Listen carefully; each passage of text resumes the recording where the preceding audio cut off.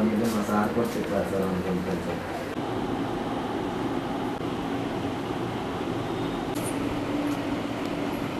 నాలుగు 2015 విజయలక్ష్మి అన్న lady hospital పని మీద అపోలో హాస్పిటల్కి వెళ్ళడం జరిగింది. అక్కడ హాస్పిటల్లో ఒక ఆటోని బుక్ చేసుకుని తన మధురవాడ తన ఇంటికి రావటం జరిగింది.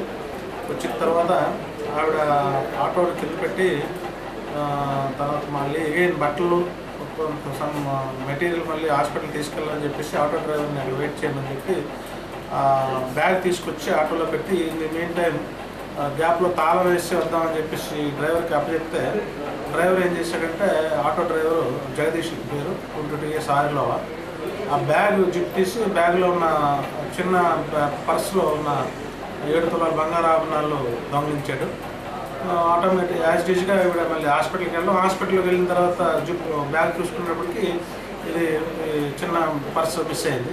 వెంటనే మా పోలీస్ స్టేషన్ పిఎంపాలెం వచ్చి కంప్లైంట్ ఇవ్వడం జరిగింది. దాని మా క్రైమ్ ఎస్ఐ ఇన్వెస్టిగేషన్ స్టార్ట్ చేసి ఈ సీసీ కెమెరాల ఆధారంగా ఆటో తాలూకు నెంబర్ని కనుక్కోవడం జరిగింది.